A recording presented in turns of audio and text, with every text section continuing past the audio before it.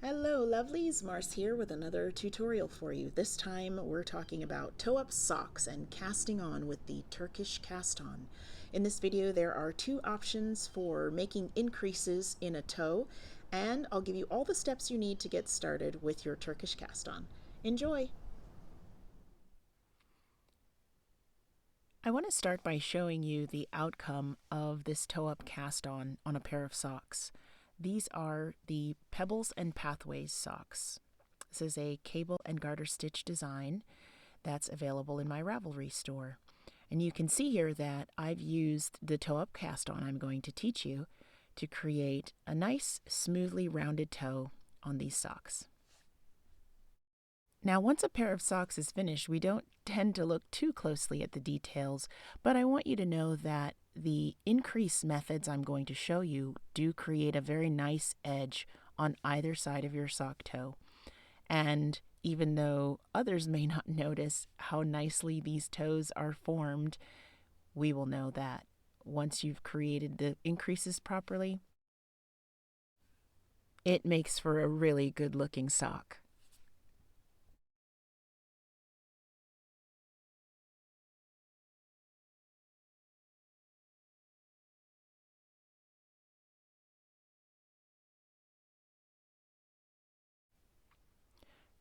To demonstrate this cast on, I'll be using a fairly lightweight yarn in a light color that I hope you'll find easy to see. And I'll also be using some larger than standard sock needles, and that's mainly so that when I form my stitches, you'll be able to see them easily on camera. As you'll see in the video, I am right-hand dominant, and my stitching will reflect that. But to begin this toe-up cast on, pull out a length of yarn from your yarn ball. Unlike most cast-ons, you won't need a very long stretch of yarn. I would recommend you pull out at least 8 to 10 inches, but the number of stitches we cast on for a toe-up sock is usually a very small number. Many patterns only call for a start of 16 to 20 stitches total. All right, let's begin. First, we create a slip knot by wrapping the yarn around 2 fingers and then tucking the yarn underneath the loop that was created and pulling up a loop from that yarn. This gives us an open loop with a slip knot that is easily removed. Let's look at that again. I'm just going to tug on the yarn through that slip knot, which then disappears. So to create the slip knot, wrap a length of yarn around 2 of your fingers, go all the way around both fingers, and then tuck the yarn underneath the loop that was created over your fingers until you can pull up a new loop. And once you pull your fingers out, you've got a slip knot. That slip knot is the first step in starting our toe-up cast on. To begin our series of stitches, we're going to place the slip knot onto one of our needle ends. Now, as I'm demonstrating this, I will be referring to top needle, bottom needle. The needle tips are being held in my left hand with the tips pointing to the right, and I will slide the slip knot onto the bottom needle. I'm going to snug up the slip knot ever so slightly just to keep it from shifting around.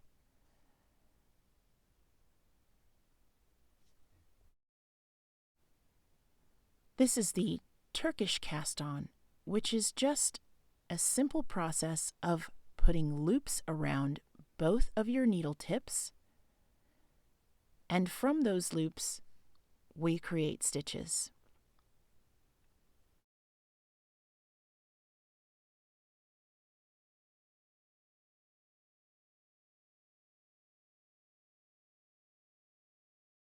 Here's how you create those cast-on loops. Going from the back over to the front of your needle tips, wrap a loop, bringing the yarn towards you over both needle tips. Continue to wrap from the back to the front of your needle tips for the number of stitches you need to cast on. It's important to note that you are actually using each of these loops to put 2 total stitches onto your needles. Every loop represents a stitch that will be on the top needle and the bottom needle. As I continue to wrap, my goal is to put a total of 20 stitches onto my needle tips. That's 1 loop for every 2 stitches, so I need 10 loops. If you look at them lined up here and we count them, we now have 10 loops wrapped around our needle tips. After forming that last loop, you've got your working yarn coming to the front, and you want to hold that securely. Keeping control of it will be important to properly forming your first stitch. So maybe do a half wrap to position your working yarn at the back of the needle tips. It may feel a little fiddly at first, but here's how we form our first stitch. Pull out the bottom needle. Remember, top needle, bottom needle. Pull that bottom needle out. Just like with any magic loop knitting, this is the first step to beginning to knit. Once you've pulled out your bottom needle, you're going to create your first stitch on the top needle. You see where the loop is wrapped over the top needle? Insert the bottom needle in order to knit your first stitch.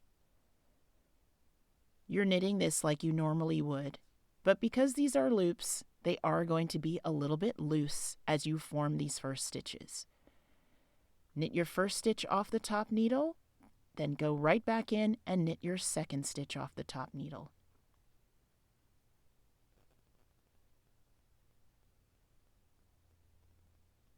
Continue across those stitches on your top needle, knitting each one.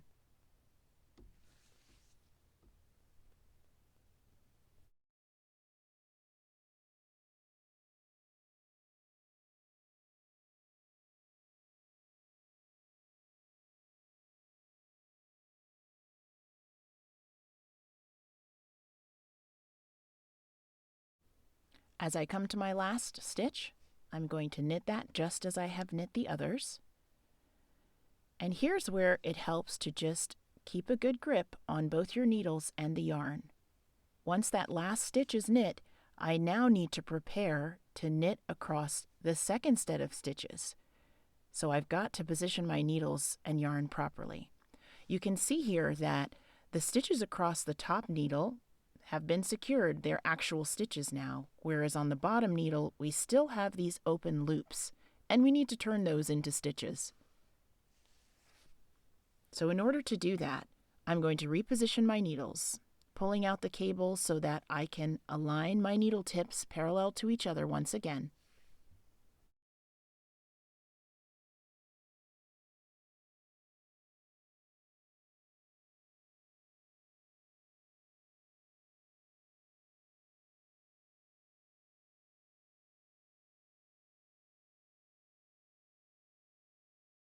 Remember the slip knot we started with? Here it is, on the needle we're about to start knitting on. So in order to position ourselves, we're going to rotate the needle tips so that if I'm looking at my needles, the slip knot is now on the top needle. And it's important to note that that slip knot is not a stitch. We do not want to include this slip knot in our total stitch count. So looking at my needle tips, I've got top needle and bottom needle again. Bottom stitches are complete, top stitches need to be worked. In order to work them, I pull out the bottom needle, and I'm going to begin knitting across those stitches on the top, but first I need to get rid of that slip knot. I'm going to pull the slip knot right off of the needle so that I don't confuse myself and knit into it. Once I've gotten rid of that, I'm going to begin my first stitch and knit into it normally.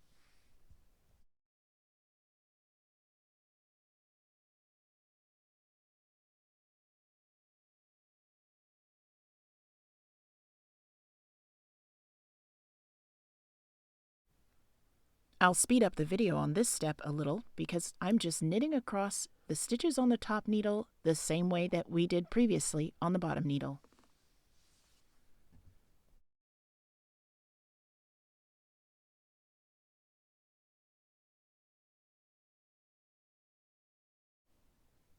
Once you've knit across those stitches, take a look at your first closed toe cast on. You can see that the loops have now been joined in the middle with no opening, which is what you want for your toe. We've knit across both sets of stitches and we've formed 20 total stitches, which are actually connected in the round. Now I'm going to reposition my needles because from the cast on we move forward into increases to create the shape of our sock toe. Let's rotate our needles once again so we can begin knitting our toe increases. I'm going to show you the steps for creating increases on the toe using the knit in the front and back loop increase. We have 10 stitches on our top needle and 10 stitches on our bottom needle. To begin the increase round, I'm going to start by knitting the first stitch, and then I'm going to make an increase in the second stitch. The knit in the front and back loop increase is a simple way to create 2 stitches out of 1. I knit into the front of that second stitch, and without taking the stitch off the needle, then I knit into the back of that same stitch. This is a simple way to create 2 stitches out of 1. Now I'm going to continue across this set of stitches until I have only 2 stitches remaining on the needle.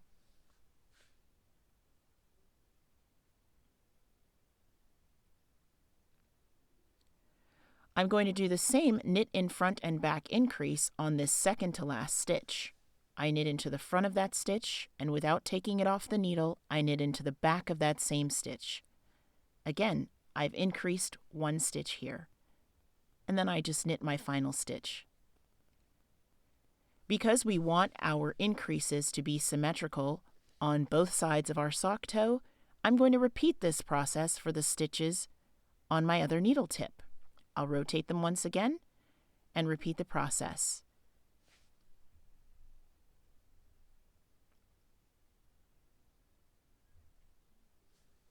Knitting my increases 1 stitch in from the edge creates a neat increase pattern along the edges of the toe. In my patterns and many others, you'll see this increase abbreviated as KFB to represent knit in the front and back of a stitch. Continue knitting across just as before until you reach the second to last stitch, where you will do another increase, knitting in the front and the back to create 1 more stitch.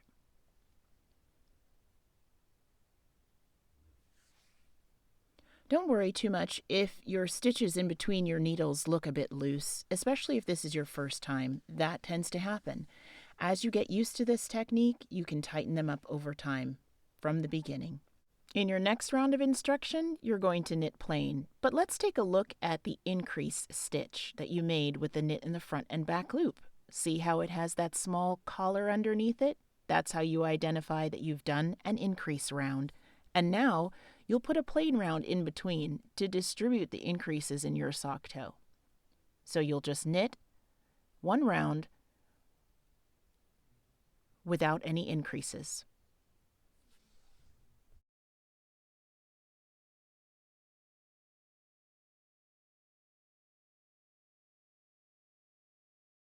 If you continue to alternate increase rounds and plain rounds, a baby toe begins to form.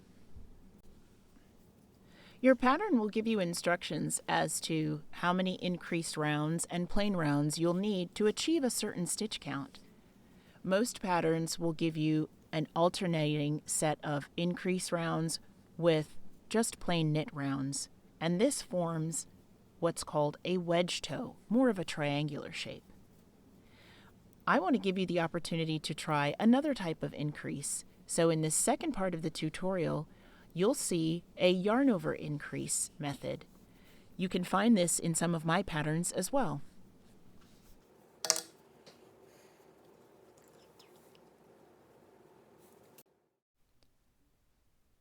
For toe instructions, the key is to keep your increases done evenly on either side of the toe.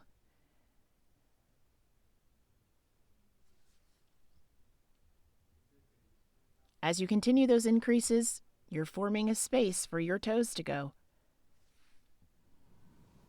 Here's how you do the yarn over increase on either side of a toe-up sock.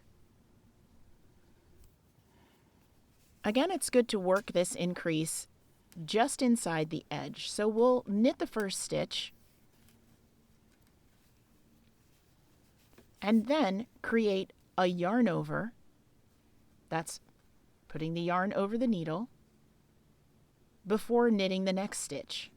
So you'll yarn over the needle from back to front and then continue to knit the next stitch.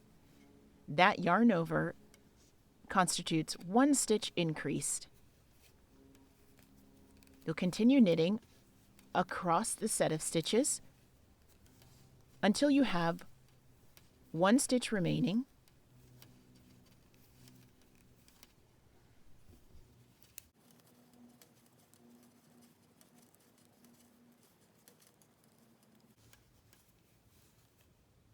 And before you complete this row, yarn over to increase one stitch, and then knit the final stitch. You've now increased one stitch on either edge. Repeat these steps for the other set of stitches on your second needle tip.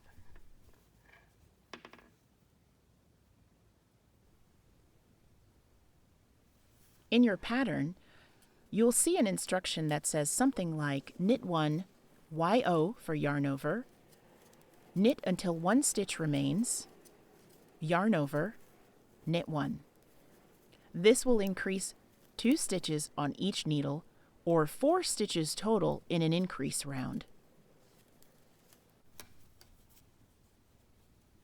If you look closely at your stitches, you'll see that that yarn over looks slightly different than your other knit stitches, which makes it easy to identify.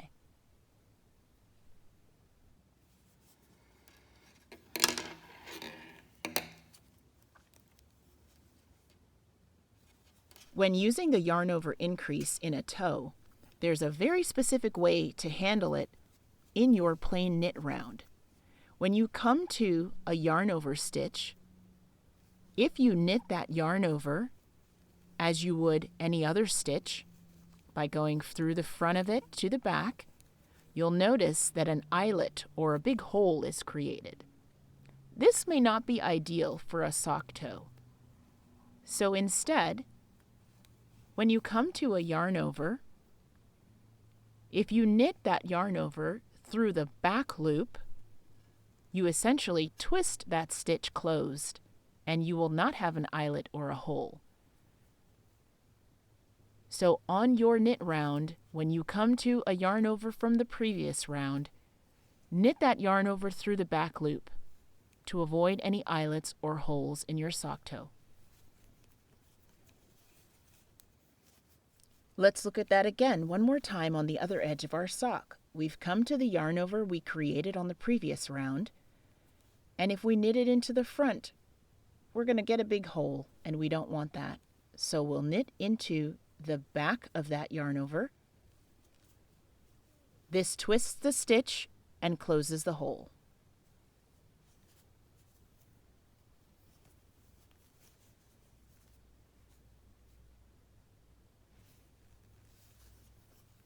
We'll knit the last stitch as normal to finish this section. Taking a look at our stitching, looks good, no holes. Whether you decide to try the knit in the front and back loop or the yarn over increase, following your pattern instructions should help you to create a lovely toe to begin your sock. There are all kinds of methods for toe shapes and other toe-up cast-on methods to help you start. But I hope you found this helpful, and I hope it helps you to decide to knit more toe-up socks.